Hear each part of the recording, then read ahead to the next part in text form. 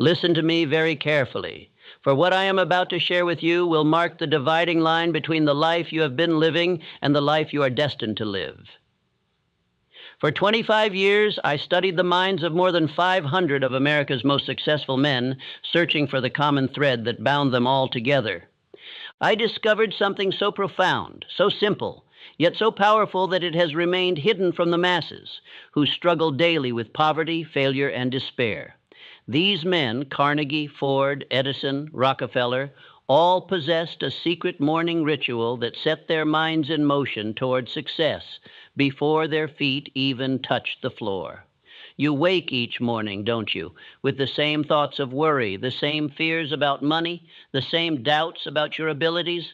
You rise from your bed already defeated, your mind poisoned with the limitations of yesterday. This is the poverty of mind that afflicts 98% of all people, and it is the very reason they remain chained to lives of quiet desperation.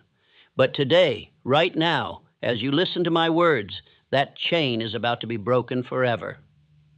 What would you say if I told you that the first 5 minutes after you open your eyes each morning determine whether you will succeed or fail that day? What would you think if I revealed that every great fortune, every remarkable achievement, every breakthrough in human progress began not in an office or a factory, but in the quiet moments of dawn, when a determined mind spoke certain words with absolute faith and conviction? The human mind is a transmitting and receiving station. When you speak words with deep emotion and faith, you send a command directly to your subconscious mind, which is connected to infinite intelligence. This is not mere theory. This is scientific fact, proven through decades of careful observation. Your subconscious mind does not question or doubt. It simply accepts what you tell it with feeling and begins immediately to manifest it in your physical world. Andrew Carnegie understood this principle. Each morning, before the sun painted the sky, he would stand before his window and speak his intentions for the day with such power that his very presence commanded respect from all who met him. Thomas Edison knew this secret. In the quiet of his laboratory, before beginning his work, he would affirm his connection to the infinite source of all knowledge. Rockefeller, Ford, Schwab, they all began their days not with the newspaper or idle chatter, but with deliberate, purposeful words that programmed their minds for victory. For too long, you have been the victim of your own mental laziness. You have allowed your mind to run wild like an untamed horse, carrying you wherever fear and doubt wish to take you. But the 11 phrases I am about to give you are like a bridle and bit for that wild horse. They will give you mastery over your own mind, and through that mastery, control over your entire life. These are not merely positive thoughts or empty affirmations. These 11 phrases contain the concentrated essence of success philosophy, distilled from the actual practices of men who built empires from nothing, who transformed entire industries, who left their mark on history. Each phrase is a key that unlocks a different door in your subconscious mind. Together, they form a master key that opens the vault of unlimited achievement. The transformation that awaits you requires only 2 things. First, that you speak these phrases every single morning without fail, and second, that you speak them with absolute faith and burning emotion. The words without the feeling are dead. But when you combine these words with the fire of belief, you set in motion forces that will reshape your entire existence. Prepare yourself, for you are about to learn the morning ritual that separates the masters of life from its victims. I am the master of my fate. Let these 6 words burn themselves into your consciousness, for they contain the power to lift you from the depths of despair to the heights of achievement. I once knew a man who had lost everything: his business, his savings, his confidence. He sat in my office with tears in his eyes, convinced that external forces had conspired to destroy him. I gave him only these 6 words and told him to repeat them every morning with the force of his entire being. 6 months later, he returned to thank me, for he had not only recovered his losses, but had built a fortune twice as large as before. You see, most people believe they are leaves blown about by the wind of circumstance. They blame the government, the economy, their education, their family, everything and everyone except the one person who holds all the power, themselves. But I tell you now, based on my study of the most successful minds in history, that you are not the victim of fate, you are its author. Every circumstance in your life today is the direct result of the thoughts you held in your mind yesterday. When William Ernest Henley wrote, "I am the master of my fate, I am the captain of my soul," he was not penning pretty poetry. He was stating a law as immutable as the law of gravity. Your thoughts create your circumstances. Your dominant mental attitude determines whether you attract success or failure, wealth or poverty, happiness or misery. This is not wishful thinking. This is the operation of universal law that works with mathematical precision. Consider Charles M. Schwab. He began as a day laborer in Andrew Carnegie's steel mills, earning $1 a day. But Schwab understood that he was the master of his fate. Each morning before reporting to work, he would stand before his modest mirror and declare with unshakable conviction that he would one day run those very mills. He did not hope, he did not wish, he commanded his subconscious mind to accept this as reality. The result? He became president of the United States Steel Corporation and earned a salary of over $1 million a year, at a time when such a sum was almost unimaginable. Henry Ford faced ridicule and mockery when he announced his intention to build a motor car for the masses. Learned men explained in detail why it was impossible. Financial experts proved with figures that he would bankrupt himself. But Ford knew a secret they did not. He was the master of his fate. Each morning he renewed his mental declaration of sovereignty over circumstances. When setbacks came, and they came by the dozens, he reminded himself that fate was not something that happened to him, but something he created with each thought, each decision, each action. Your subconscious mind is like fertile soil. It will grow whatever seeds you plant in it. When you declare, "I am the master of my fate," you plant seeds of personal power, self-determination, and unlimited possibility. But this must be done with feeling. Stand before your mirror each morning, look yourself directly in the eyes, and speak these words as if your very life depended on them, because it does. Feel the power surge through you. Feel the chains of victimhood falling away. Feel yourself taking command of your own destiny. The law of attraction operates through the subconscious mind. When you truly believe you are the master of your fate, your subconscious mind begins to attract the people, circumstances, and opportunities that align with this belief. You stop repelling success with thoughts of limitation and begin magnetically drawing it to you with thoughts of power and possibility. This is not mysticism. This is the practical application of mental law that has been proven in the laboratories of life by every person who has ever risen from obscurity to greatness. My definite chief aim guides my every action. These 8 words constitute the starting point of all achievement.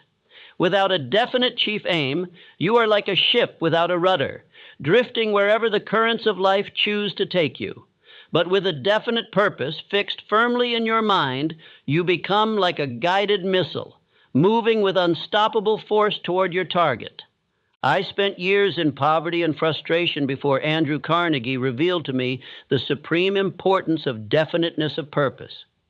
He told me that 98 out of every 100 people fail in life because they never decide exactly what they want. They have wishes, hopes, and dreams, but no definite chief aim. They scatter their energies in a dozen different directions and wonder why they never seem to get anywhere. Edwin C. Barnes was a nobody from nowhere when he decided his definite chief aim was to become the business partner of Thomas Edison. He had no money, no connections, no special talents. But he had something far more valuable, a burning desire backed by definiteness of purpose. Each morning, before the world awoke, Barnes would stand in his shabby room and declare his intention to work with Edison. He did not say he hoped to work for Edison. He declared he would be Edison's partner. When Barnes finally made his way to Edison's office, he arrived looking like a tramp. But Edison, who could read men's minds through their eyes, saw something different. He saw the fire of definite purpose burning so brightly that it could not be extinguished.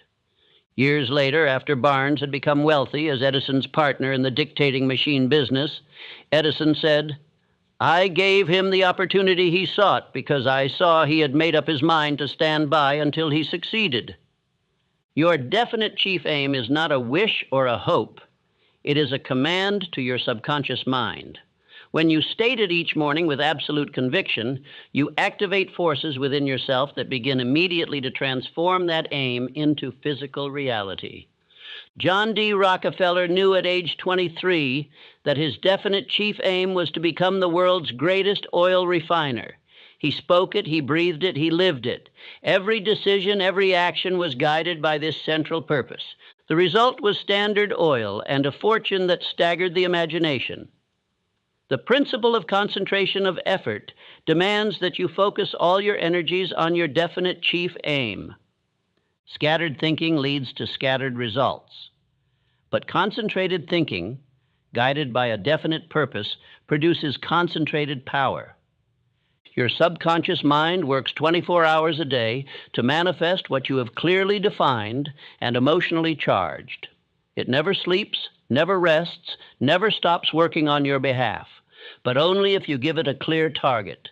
Each morning, as you speak this phrase, see your definite chief aim as already accomplished. Feel the joy of achievement. Experience the satisfaction of success. Your subconscious mind cannot tell the difference between a vividly imagined experience and reality.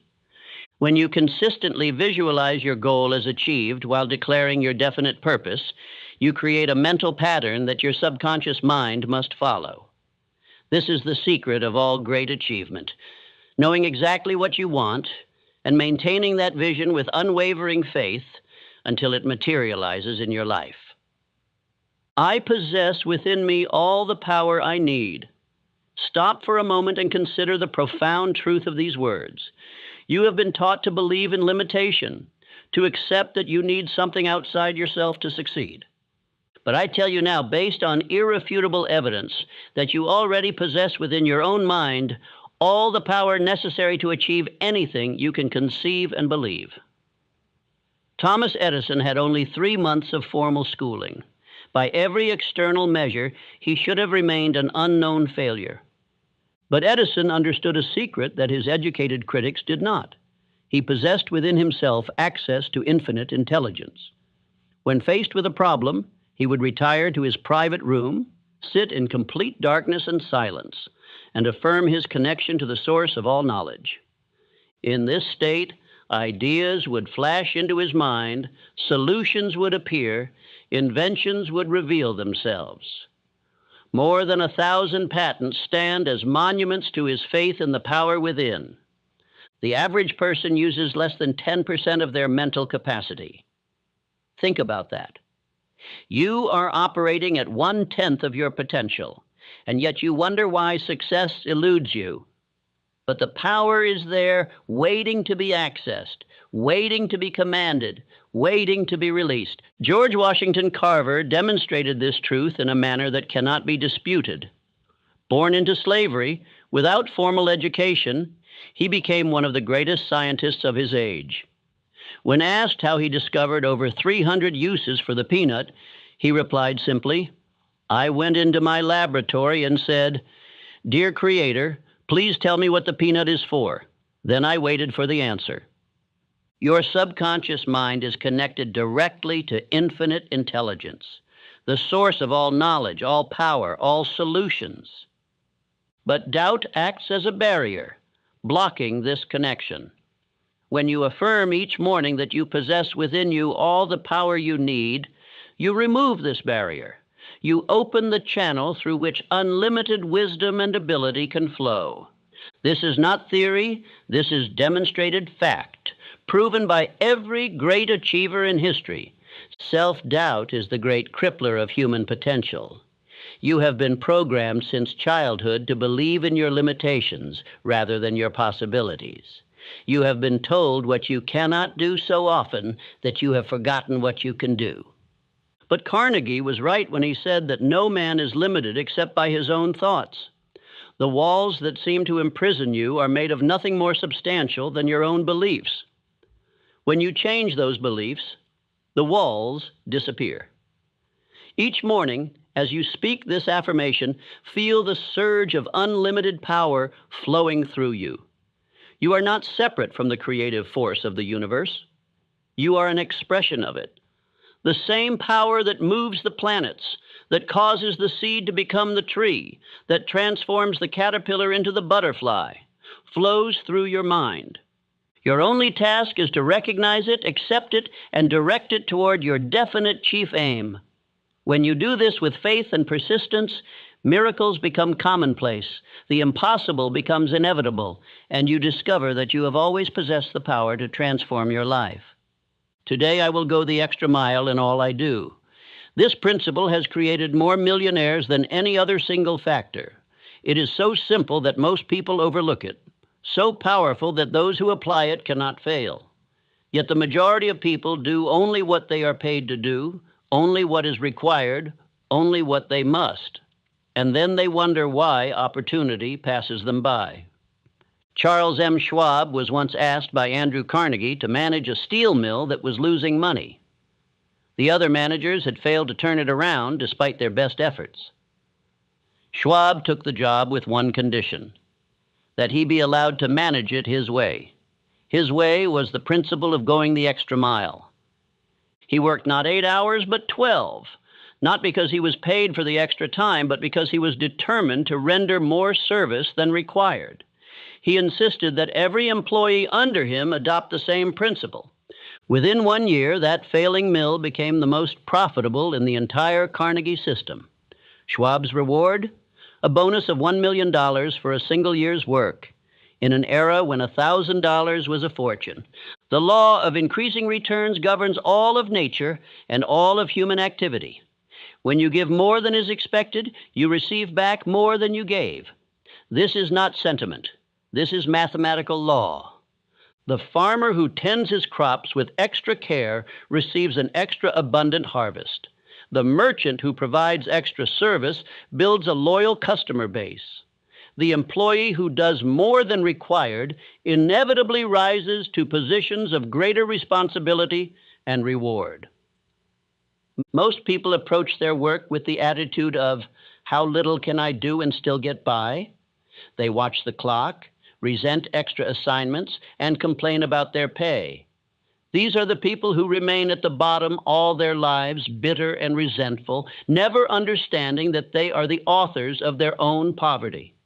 They violate the basic law of success and then blame everyone but themselves for their failure. Going the extra mile is not about working yourself to exhaustion. It is about bringing quality, enthusiasm, and excellence to everything you do. It is about looking for ways to increase your service, improve your skill, and add value wherever you are. When you adopt this principle, you stand out from the mediocre masses like a beacon in the darkness. Opportunities seek you out. Promotion becomes inevitable. Success becomes not a matter of if, but when. Andrew Carnegie built his entire fortune on this principle. He promoted only those who demonstrated the habit of going the extra mile. He paid them not for what they did, but for their willingness to do more than they were paid for. Every person in his organization who rose to wealth and prominence did so by rendering extra service. This was not favoritism. This was the recognition of an immutable law of success. Each morning, when you declare your intention to go the extra mile, you program your mind to look for opportunities to exceed expectations. Your subconscious mind begins to generate ideas for improving your service. You develop the reputation of being someone who can be counted on to deliver more than promised. This reputation becomes your most valuable asset, worth more than money in the bank, because it guarantees that you will never lack for opportunities to prosper. I attract wealth through service to others. Here is a truth that destroys forever the false belief that success comes through taking advantage of others. Every great fortune, without exception, has been built on a foundation of service. The size of your reward in life will always be in direct proportion to the amount and quality of service you render to others. Henry Ford became one of the richest men in the world, not by exploiting others, but by serving them. His obsession was not with profit, but with providing affordable transportation to the masses. He revolutionized production methods not to increase his wealth, but to decrease the cost of automobiles so more people could afford them. The fortune that flowed to him was the natural result of the service he rendered to millions. He often said, "A business that makes nothing but money is a poor business." Money is nothing more than a symbol of service rendered. It flows to those who provide value to others and away from those who seek only to take. This is the law of compensation in action, and it operates as reliably as the law of gravity. You cannot violate it without suffering the consequences. Every person who has tried to gain wealth without providing equivalent service has ultimately failed, while every person who has focused on service has ultimately prospered. Consider Frank W. Woolworth. He built his fortune on the simple idea of serving people who had only nickels and dimes to spend. While other merchants ignored these customers as unprofitable, Woolworth saw an opportunity to serve. He created stores where people of modest means could shop with dignity and find quality goods at prices they could afford. His 5 and 10 cent stores served millions and made him one of the wealthiest men in America. J.P. Morgan accumulated his vast fortune not through manipulation, but through organization. He saw that American industry needed capital and structure to grow. He organized railroads, steel companies, and banks in ways that served both investors and the public. His wealth was the natural compensation for the valuable service he provided in building the industrial foundation of America. When you affirm each morning that you attract wealth through service to others, you align yourself with this universal law. Your subconscious mind begins to attract opportunities to serve. You develop what I call a service consciousness, an awareness of how you can add value in every situation. This consciousness is magnetic. It draws people to you, opens doors that were previously closed, and creates possibilities where none existed before. The selfish person repels wealth because they violate the fundamental law of exchange. They try to get without giving, to reap without sowing, to withdraw without first making deposits. But the person with a service consciousness attracts wealth because they understand that giving precedes receiving, that sowing precedes reaping, that deposits must be made before withdrawals. This is not just good business. This is the fundamental operating principle of the universe. When you work with this principle instead of against it, success becomes not only possible, but inevitable. I transform every failure into a stepping stone. Listen carefully, for this principle will free you forever from the fear of failure that paralyzes most people. Every adversity, every failure, every heartache carries with it the seed of an equal or greater benefit. This is not mere consolation. This is proven fact, demonstrated by every person who has achieved lasting success.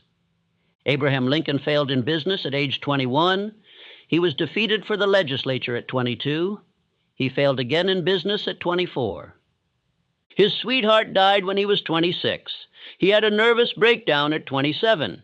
He was defeated for Speaker at 29, defeated for Elector at 31, defeated for Congress at 34, defeated for Senate at 46, defeated for Vice President at 47, and defeated for Senate again at 49.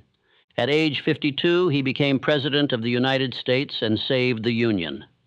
Every failure had been preparing him, strengthening him, teaching him the lessons he would need for his ultimate destiny. Thomas Edison's teachers said he was too stupid to learn anything. He was fired from his first 2 jobs for being unproductive. When he was inventing the light bulb, he failed over 10,000 times. A reporter asked him how it felt to fail so many times. Edison replied, "I have not failed. I've just found 10,000 ways that won't work." Each failure brought him closer to success because he understood that failure is nothing more than a stepping stone to achievement. R.U. Darby learned this lesson in the most dramatic way possible. He and his uncle discovered gold during the gold rush and invested everything they had in mining equipment. After extracting enough ore to pay for the machinery, the vein of gold disappeared. They drilled desperately but found nothing. Finally, they quit and sold the machinery to a junk dealer for a few $100s. The junk dealer hired a mining engineer who calculated that the vein would be found just 3 feet from where the Darbys had stopped drilling.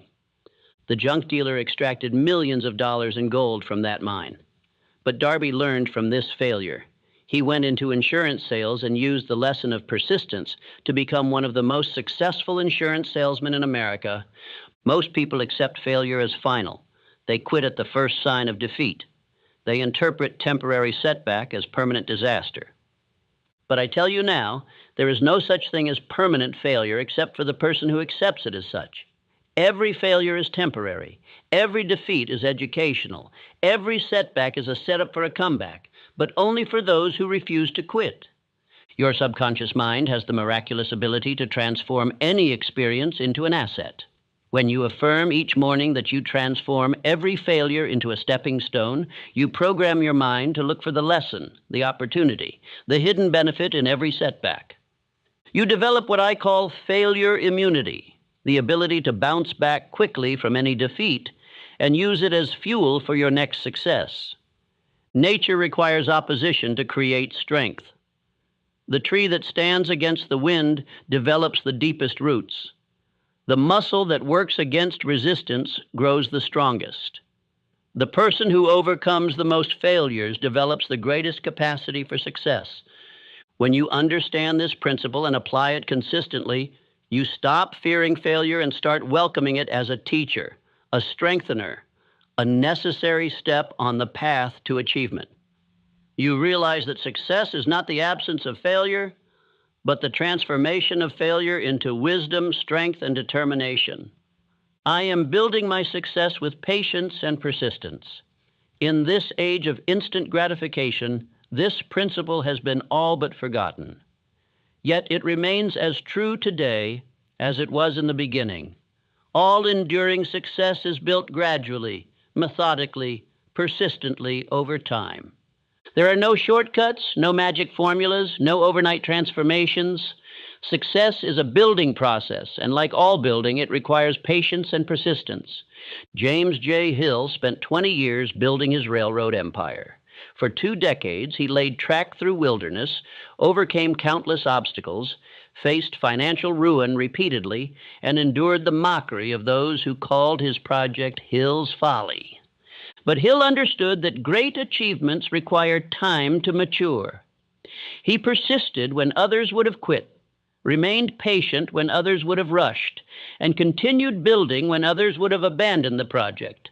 The Great Northern Railway became one of the most successful transportation systems in America, and Hill became one of the wealthiest men of his era.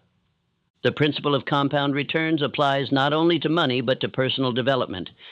Each day that you persist in your efforts, you add to your foundation. Each small improvement builds upon the last. Each lesson learned makes the next one easier. This compounding effect is invisible at first, which is why most people quit before they see results. But those who persist eventually reach the tipping point where all their accumulated efforts suddenly produce dramatic results. Marshall Field understood this principle. When the Great Chicago Fire destroyed his store, he faced a choice: quit or rebuild. Lesser men might have accepted defeat, but Field saw the fire not as an ending, but as an opportunity to build something better. He rebuilt with patience and persistence, creating not just a store, but a retail empire that bore his name for over a century. He often said, "The secret of success is to do common things uncommonly well." And this requires patience to master the details and persistence to maintain high standards. Impatience is the great destroyer of potential success. It causes people to abandon their efforts just before the breakthrough comes. It leads to poor decisions, rushed actions, and inevitable failure. The impatient person is like the farmer who plants seeds and then digs them up every day to see if they're growing. The patient person understands that there is a season for planting and a season for harvesting, and that one cannot be rushed into the other. Persistence is the quality that makes all other qualities effective. Without it, talent is wasted, education is meaningless, and opportunity is squandered. But with it, even ordinary ability can achieve extraordinary results. Calvin Coolidge was right when he said, "Nothing in the world can take the place of persistence." Talent will not. Nothing is more common than unsuccessful men with talent. Genius will not. Unrewarded genius is almost a proverb. Education will not. The world is full of educated derelicts. Persistence and determination alone are omnipotent. Each morning, when you affirm that you are building your success with patience and persistence, you program your mind for the long game. You immunize yourself against the disease of instant gratification. You align yourself with the natural laws of growth and development. You join the ranks of those who understand that success is not a sprint, but a marathon, not a single event, but a process, not a destination, but a journey that requires patience for the distance and persistence to keep moving forward regardless of obstacles. My mind is closed to all negative influences. Your mind is like a garden that will grow whatever seeds are planted in it. If you allow others to plant seeds of doubt, fear, and limitation, that is what will grow. But when you close your mind to negative influences and plant only seeds of faith, confidence, and possibility, you create a mental garden of success. The world is full of people who will tell you what you cannot do. They failed, so they believe you must fail. They quit, so they expect you to quit. They accepted limitation, so they try to impose limitation on you. Guglielmo Marconi faced this when he announced his idea for wireless communication. His friends were so convinced he had lost his mind that they tried to have him committed to an asylum. But Marconi had closed his mind to their negative influences. He persisted in his experiments, and today the entire world communicates wirelessly. Henry Ford faced a constant barrage of negative influences when he decided to build his automobile. Engineers proved it was impossible. Financial experts demonstrated he would go bankrupt. Even his father tried to discourage him, but Ford had developed the mental discipline to shut out all voices except the one inside him that said, "It can be done." He refused to let the doubts and fears of others poison his mind. The result was not just the Model T, but an entire industry that transformed the world. Negative thoughts are contagious. They spread from mind to mind like a disease. When you associate with negative people, when you listen to their complaints and criticisms, when you allow their fears to enter your consciousness, you become infected. Your own positive thoughts are overwhelmed, your faith is weakened, and your dreams begin to die. This is why you must guard your mental gates as carefully as you would guard your home against intruders. The technique of mental substitution is your defense against negative influences. You cannot simply resist negative thoughts. You must replace them with positive ones. When someone tells you it cannot be done, immediately recall examples of those who did it. When doubt tries to enter your mind, crowd it out with faith. When fear knocks at your door, answer with courage. This is not denial. This is the deliberate choice to focus on what empowers rather than what weakens. Your subconscious mind accepts whatever thoughts you allow to dominate your consciousness. It does not evaluate whether these thoughts are true or false, helpful or harmful. It simply accepts and acts upon them. This is why you must be ruthlessly selective about what you allow into your mind. You must become a guardian at the gate, examining every thought, every influence, every suggestion, and allowing entry only to those that support your definite chief aim. Each morning when you declare that your mind is closed to all negative influences, you activate your mental immune system. You create a protective barrier around your consciousness. You join the ranks of those who understand that we become what we think about, and therefore we must think only about what we wish to become. This is not optional for success. It is absolutely essential. The person who allows negative influences to dominate their thinking is defeated before they begin. I give thanks for this day and its opportunities. Gratitude is not merely a pleasant emotion, it is a magnetic force that attracts more of what you appreciate. This is a law of mind as reliable as any law of physics. What you focus on with emotion expands. When you focus on lack, you get more lack. When you focus on abundance, you get more abundance. Gratitude is the master key that shifts your focus from what is missing to what is present. John D. Rockefeller began each day with thanksgiving, even when he was a struggling bookkeeper earning less than $1 a day. He gave thanks for his health, for his job, for his opportunities to learn and grow. This attitude of gratitude attracted to him the people and circumstances that helped him build Standard Oil. He often said that he owed his success not to his financial genius, but to his habit of appreciating what he had while working for more. The principle of appreciation works in all areas of life. What you appreciate appreciates. When you give thanks for your current blessings, however small, you create a mental atmosphere that attracts greater blessings. This is not wishful thinking. This is the practical application of mental law. Your subconscious mind is programmed to notice and attract more of whatever you focus on with emotion. Gratitude provides that emotion in its most powerful and positive form. Consider the alternative. Those who complain attract more to complain about. Those who criticize find more to criticize. Those who focus on problems discover more problems. They create a downward spiral of negativity that becomes a self-fulfilling prophecy.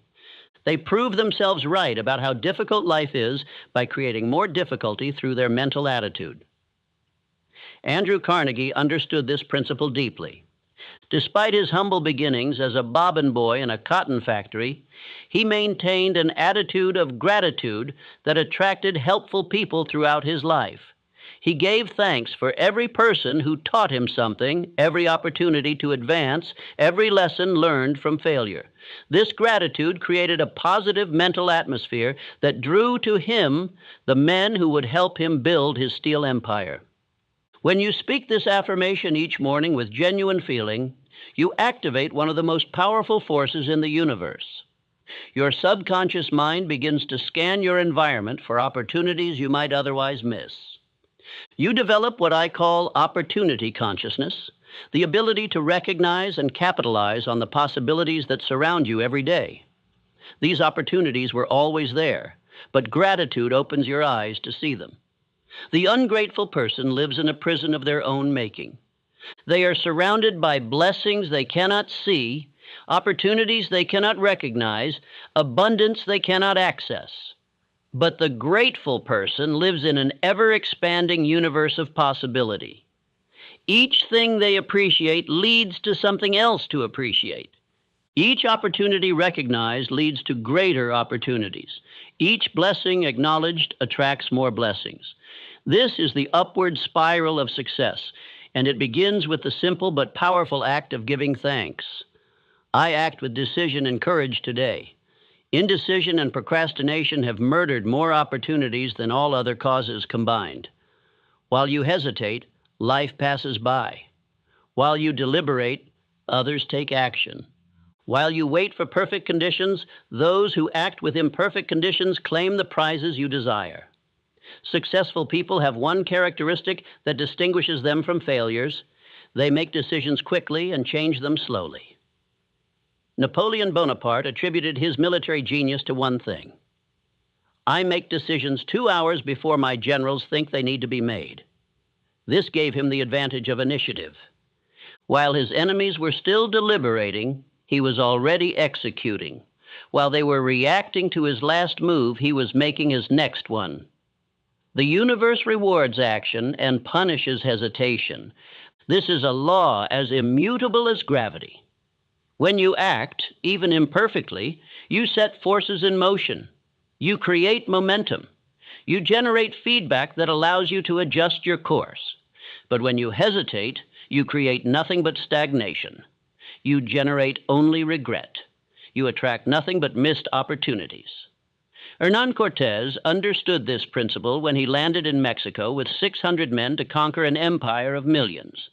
His first act was to burn his ships. This left his men with only two choices: victory or death. There was no possibility of retreat, no option for second thoughts, no room for hesitation. This decisive act transformed ordinary men into conquerors. They had to succeed because failure was no longer an option. Fear is the parent of indecision. You hesitate because you fear making the wrong choice.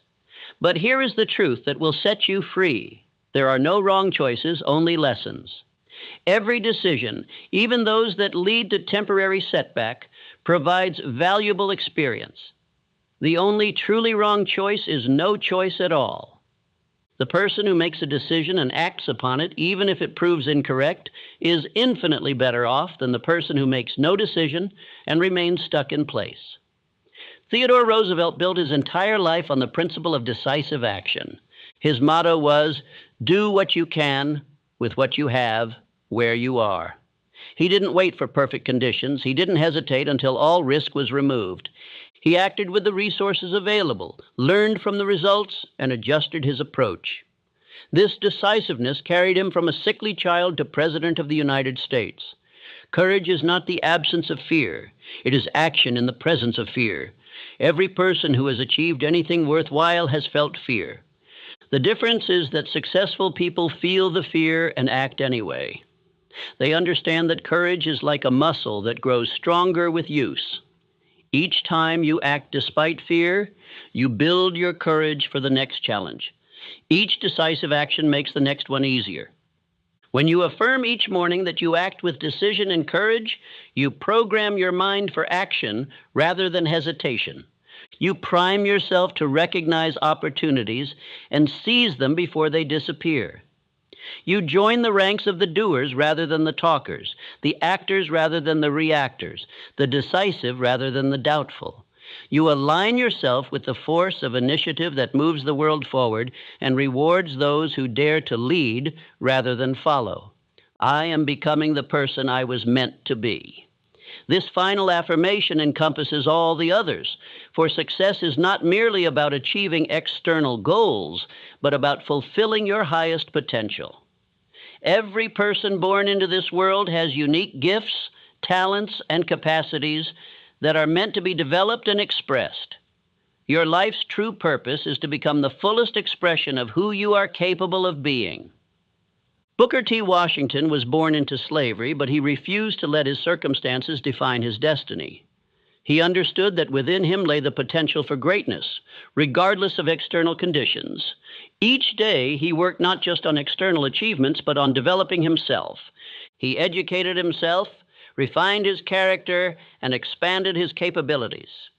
He became one of the most influential educators and leaders of his time, not because circumstances favored him, but because he was committed to becoming who he was meant to be. The principle of growth is fundamental to all life. You are either growing or dying. There is no standing still. When you stop developing, stop learning, stop improving, you begin to deteriorate. But when you commit to continuous growth, you align yourself with the creative force of the universe. You become an ever-expanding expression of human potential. Benjamin Franklin understood this principle better than perhaps any American. He created a system of 13 virtues and worked on developing one each week. He examined himself daily, noting where he had fallen short and resolving to do better. This commitment to continuous self-improvement transformed him from a printer's apprentice into one of the most accomplished men in history: inventor, diplomat, philosopher, scientist, and founding father. Small daily improvements compound into dramatic transformation. You don't become the person you're meant to be through a single dramatic act, but through thousands of small acts of self-development. Each book you read, each skill you develop, each weakness you overcome, each strength you build contributes to your evolution. The person you are today is the result of all your yesterdays. The person you will be tomorrow is being created by what you do today. This phrase aligns your conscious and subconscious minds toward continuous evolution. When you declare each morning that you are becoming the person you were meant to be, you activate what I call the law of becoming. Your subconscious mind begins to reveal opportunities for growth. You attract teachers, books, experiences that help you develop. You find yourself making choices that support your evolution rather than your stagnation. Most people settle for far less than they are capable of becoming. They allow their environment to determine their development. They accept the limitations others place upon them. They stop growing when they leave school, stop learning when they get a job, stop evolving when they achieve a modest comfort. They die at 30 and are buried at 70, having spent 40 years as walking corpses of who they could have been. But you were not meant for mediocrity. Within you lies genius waiting to be awakened, greatness waiting to be expressed, potential waiting to be realized. The same life force that creates all miracles in nature flows through you. Your only task is to cooperate with this force, to remove the barriers of doubt and fear and limitation that prevent its full expression through you. When you speak this affirmation with deep feeling, you make a sacred commitment to your own evolution. You declare that you will not settle, will not stop, will not accept less than your highest potential. You join the ranks of those who understand that life is a journey of becoming, and that the joy is not in reaching some final destination, but in the continuous unfolding of your capabilities. You align yourself with the creative intention that brought you into existence, and you promise to honor that intention by becoming all that you were meant to be. Now, let me share with you the sacred ritual that will transform these 11 phrases from mere words into living forces in your life. This is not a casual practice to be done half-heartedly while you rush through your morning. This is a deliberate act of mental programming that requires your full presence and participation. Rise each morning at least 30 minutes before you must begin your daily activities. This time is not negotiable. If you are not willing to invest 30 minutes in your own transformation, then you are not serious about success. The men who built great fortunes and achieved lasting success all understood that the first hour of the day belongs to mental preparation. They would no more begin their day without this preparation than a warrior would enter battle without his weapons.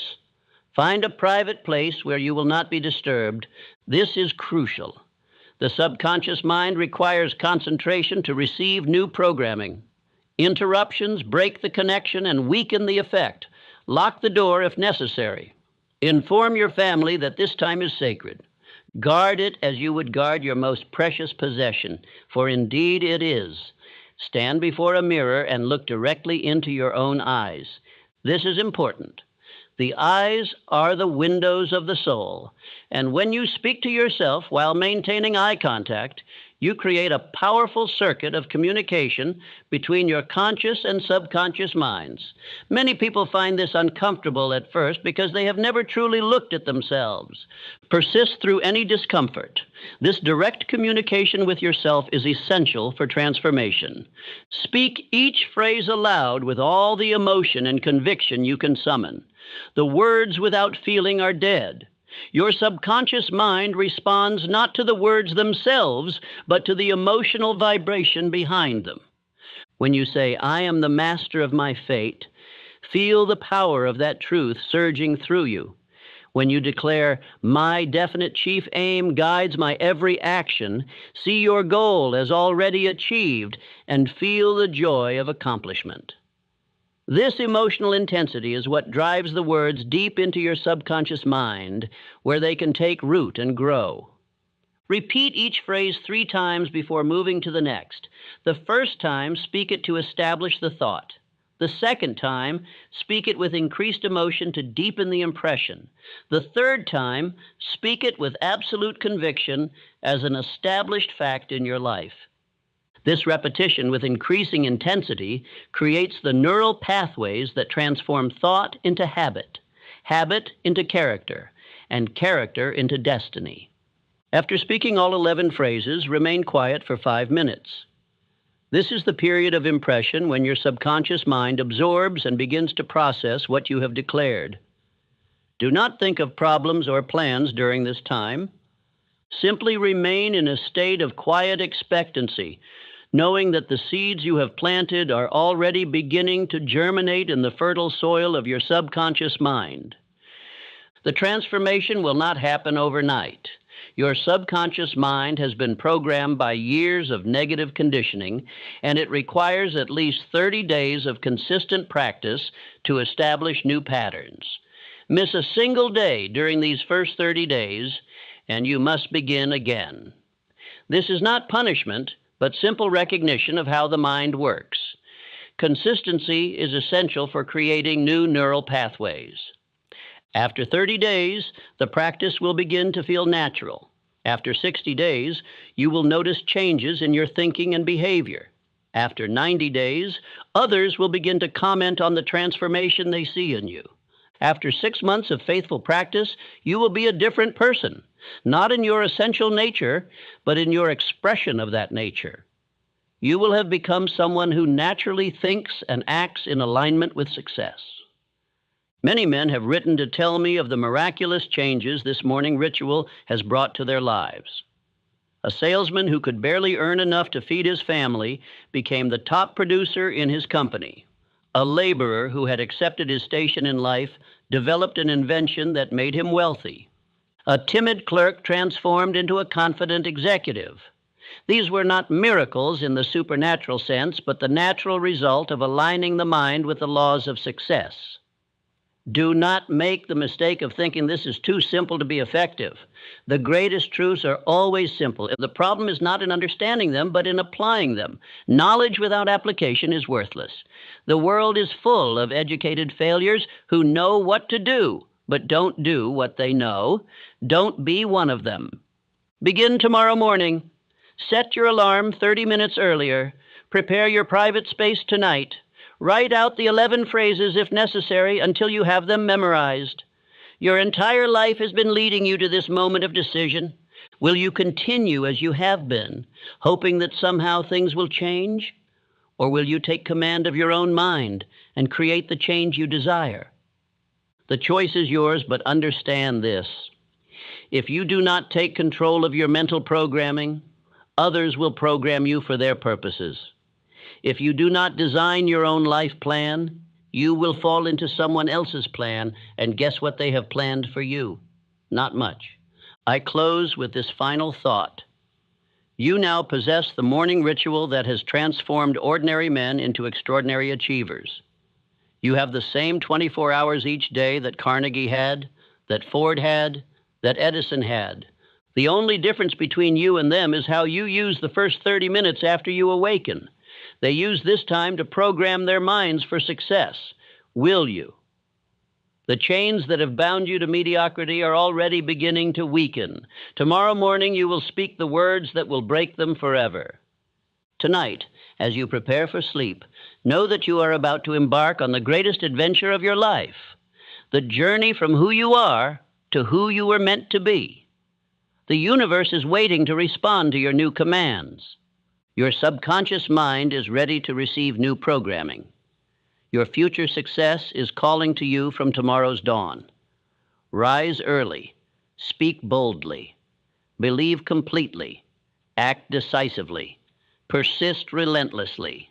This is the way of those who transform their lives from failure to success, from poverty to riches, from nobody to somebody. You now know the secret. The only question that remains is, will you use it?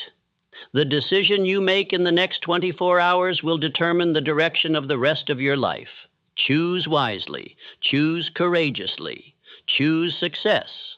Begin tomorrow morning with the 11 phrases that will change your life forever.